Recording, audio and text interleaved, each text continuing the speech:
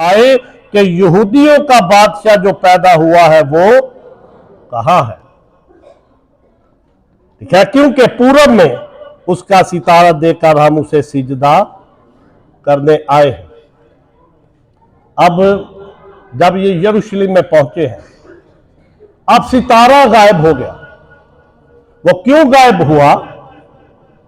वो खुदा चाहता था कि वहां के लोगों को पता चले कि बादशाह यहूदियों का पैदा हुआ है। और यहां पे लिखा है, ये सुनकर हेरोदिस बादशाह और उसके साथ यरूशलेम के सब लोग घबरा गए, और उसने कौम के सब सरदार काहिनों फकीरों को जमा करके उनसे पूछा कि मसीह की पैदाइश कहां होनी चाहिए, क्योंकि नबियों की मार्फत खुदा ने यह कलाम किया था, मीका की मार्फत खुदा ने वाज़ेह किया था कि ए बैतलहम इफ्राता, अगर के तू यहूदा के हजारों में शामिल होने के लिए छोटा है, लेकिन तुझ में से एक सरदार निकलेगा।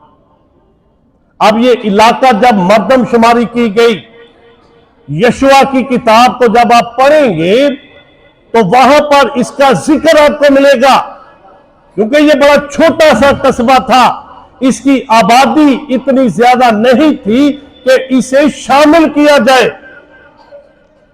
और नबी की मार्फत बयान किया गया कि तू यहूदा के हजारों में शामिल होने के लिए छोटा है, इसे शामिल नहीं किया गया था।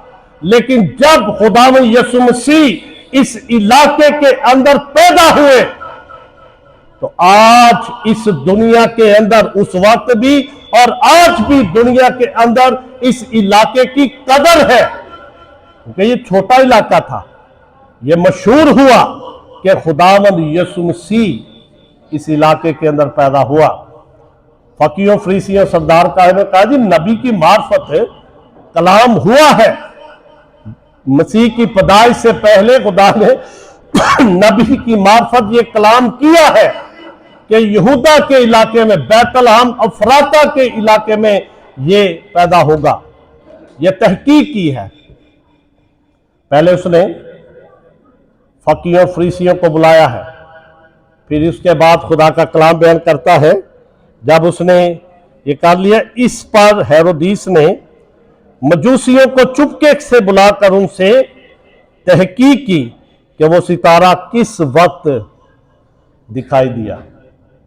यहां से हमें मालूम होता है कि जब तहकीक की गई, चुपके से उसने मजूसियों को बुलाया, तहकीक की कि कब वो सितारा उन्हें नजर आया, कब ये बच्चा पैदा हुआ दुनिया के अंदर।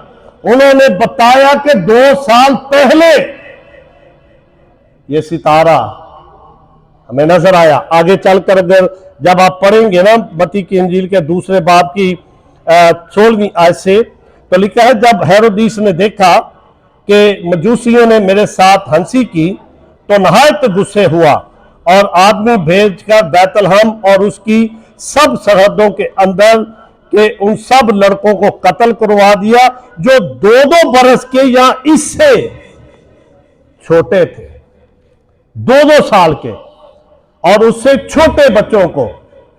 और एक तहकीक के मुताबिक उलमा कराम बयान करते, बाइबल में नहीं बयान किया गया।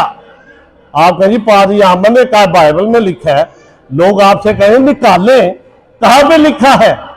तहकीक के मुताबिक कम से कम 25 बच्चों को कत्ल किया गया। और इस क्रिसमस के मौका पर जब हम खुदावंद यीशु मसीह को वेलकम कर रहे हैं, हम सब चर्च में दाखिल जमा हुए हैं कि हम वेलकम जीसस, वेलकम क्रिसमस कर सकें, खुशामदीद कह सकें। हमें उन बच्चों को नहीं भूलना चाहिए जो मसीह की खातिर शहीद हुए, जिन्होंने शहादत कबूल की मसीह की खातिर। अगर आप इस सारे सिनेरियो को सोचें कि 2-2 साल के बच्चे जो माओ के गोद में थे, जब उनको छीनकर उनकी माओ के सामने उन्हें कत्ल किया जा रहा था, तो माओ की क्या हालत थी। लेकिन वो बच्चे जो मसीह की खातिर कुर्बान हुए, और फिर यहां पे बयान किया गया है, उस वक्त वो बात पूरी हुई जो यिर्मयाह नबी की मार्फत कही गई थी। रामा में आवाज सुनाई दी, रोना और बड़ा मातम। राहल अपने बच्चों को रो रही है, तसल्ली कबूल नहीं करती, इसलिए कि वो नहीं है। कल मुझसे किसी ने इसके बारे में पूछा, जी राहल तसल्ली कबूल नहीं कर रही, राहल का क्या ताल्लुक था इस सारे मामले के साथ, जब बच्चे कत्ल हो रहे हैं और राहल मातम कर रही है, रो रही है, तसल्ली कबूल नहीं कर रही। याकूब, जिसे इस्राइल का नाम दिया गया, जो अपने बाप से बरकत लेकर अपने मामू लाबन के यहां चला गया। खुदा के कलाम को पढ़ने वाले लोग जानते हैं कि जब वो अपने मामू के घर में था तो छोटी मामू की बेटी उसे पसंद आ गई, जिसका नाम राखल था। उसने कहा, जी मैं शादी करना चाहता हूं। उन्होंने कहा 7 साल मेरी खिदमत का। 7 साल उसने खिदमत की। शादी किसके साथ हुई? लिया के साथ। उन्होंने कहा, जी मेरे साथ धोखा हुआ है। उन्होंने कहा, अगर राखल के साथ तू शादी करना चाहता है तो तुझे 7 साल और मेरी खिदमत करनी पड़ेगी। फिर राखल के साथ शादी हुई, 2 बीवियां, लिया, राखल, और 2 लौंडियां, बिलहा और जुल्फा। इससे याकूब के 13 बच्चे पैदा हुए इन 4 बीवियों से। राखल जब वो अपने मामू लाबन के घर से निकला अपनी औलाद को लेकर, अपने मालो दौलत को लेकर, तो उस वक्त राखल प्रेग्नेंट थी, उसके पेट में बच्चा था। जैसे ही वो बैतलहम इफ्राता के इलाके में पहुंचे, राखल ने बच्चे को जन्म दिया। उसका नाम बिन्यामीन रखा गया और वहीं पर उसको दफन कर दिया गया। और जब इस इलाके के अंदर जो बैतलहम इफ्राता का इलाका है, जहां पर राहल की कब्र थी, जब उसकी औलाद को कत्ल किया जा रहा था, तो खुदा का कलाम यिर्मयाह की मार्फत बयान हुआ कि रामा में आवाज सुनाई दी, रोना और बड़ा मातम। राखल अपने बच्चों को रो रही है, वो तसल्ली नहीं पा रही, वो कब्र में है, कब्र के अंदर है वो, लेकिन उसे सब कुछ नजर आ रहा है कि किस तरह से बैतलहम के इलाके के बच्चों को कत्ल किया जा रहा है। और ये बड़े खुश नसीब बच्चे थे जिनको मसीह की खातर शहादत मिली, और खुदा के आराम में है वो बच्चे। माएँ अगर रो रही थी, राखल रो रही थी, बड़ा मातम था वहां पे। और यहां पे जब हेरोदिस ने तहकीक की, चुपके से बुलाकर उनसे तहकीक की कि वो सितारा कब दिखाई दिया। मजूसियों को ख्वाब में दिखाई देकर कहा गया कि हेरोदिस के पास ना जाना, और वो चले गए वापस। और खुदा का कलाम बयान करता है कि जब वो हेरोदिस के पास से गए तो वो सितारा, उन नामी आयत में लिखा है, वो बादशाह की वो बात सुनकर रवाना हुए। और देखो जो सितारा उन्होंने पूर्व में देखा था उनके आगे आगे चला, और यहां तक कि उस जगह ऊपर जाकर ठहर गया जहां वो बच्चा था। वो सितारे को देखकर नहायत खुश हुए और उस घर में पहुंचकर बच्चे को उसकी मां मरियम के पास देखा और उसके आगे गिरकर सिजदा किया और अपने डिब्बे खोलकर सोना, लबान और मुर उसको नजर किया। 3 तोहफे जो थे उसकी नजर किए गए। मजूसी कई थे लेकिन तोहफे 3 दिए गए, सोना, मुर और लबान। ये 3 तोहफे क्यों पेश किए गए? ये दुनिया की बुनियाद 3 के अदद पर रखी गई है। 3 का अदद बड़ा जरूरी है। दुनिया ने खुदा यीशु मसीह को वेलकम किया, दुनिया ने उसे खुशामदीद कहा जब इन 3 तहाइफ को उसके सामने पेश किया गया। पैदाइश की किताब के 6ठे बाब को जब हम पढ़ते हैं, जब दुनिया के अंदर बुराई बढ़ गई, खुदा ने दुख किया, खुदा रंजीदा हुआ, खुदा ने फैसला किया कि वो दुनिया को पानी से तबाह करेगा। भेजा खुदा ने दुनिया के अंदर पानी। नूह को खुदा ने कहा कश्ती बना। कश्ती के अंदर नूह और उसकी औलाद दाखिल हुए। जब पानी थम गया, कश्ती अरारात के पहाड़ पर जाकर टिक गई, तो वो कश्ती से बाहर आए, उन्होंने कुर्बानी गुजरानी, सोख्तनी कुर्बानी, खुदा खुश हुआ और खुदा ने 3 के अदद पर बुनियाद रखी।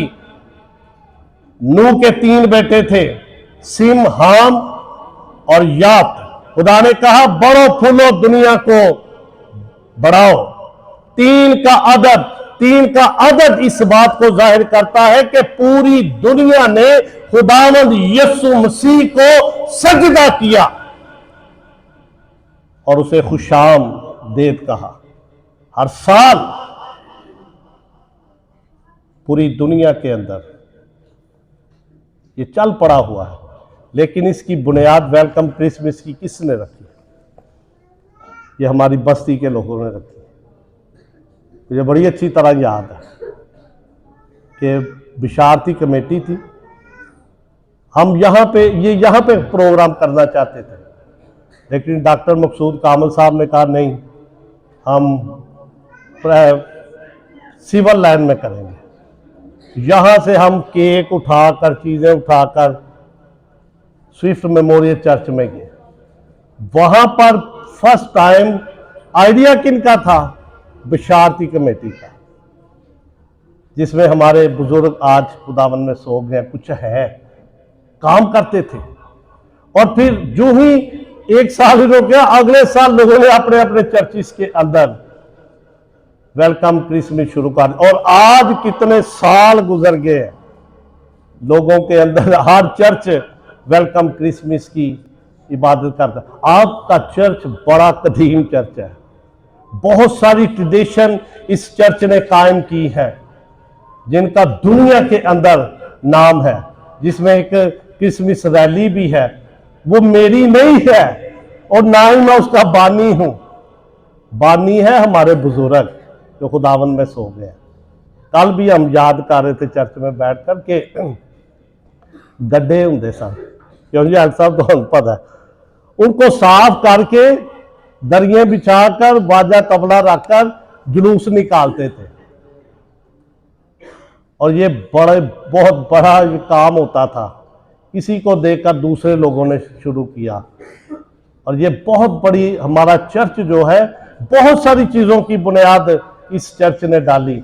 बड़े टैलेंटेड लोग हैं हमारी बस्ती के अंदर, जिनको खुदा ने बड़ी हिकमत दी है।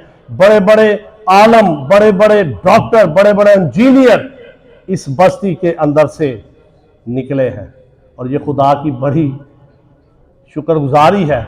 और वेलकम क्रिसमस भी यहां से ही स्टार्ट हुआ, जो आज हर एक चर्चिस के अंदर मनाया जाता है। और आज हम भी इसीलिए यहाँ पे हाजिर हुए हैं कि इस महीने के पहले दिन ही क्रिसमस को वेलकम करें, खुदा यीशु मसीह को वेलकम करें, क्योंकि वो हमारा निजात दहिंदा। खुदा हमें इस कलाम के वसीला से बड़ी बरकत दे। हम दुआ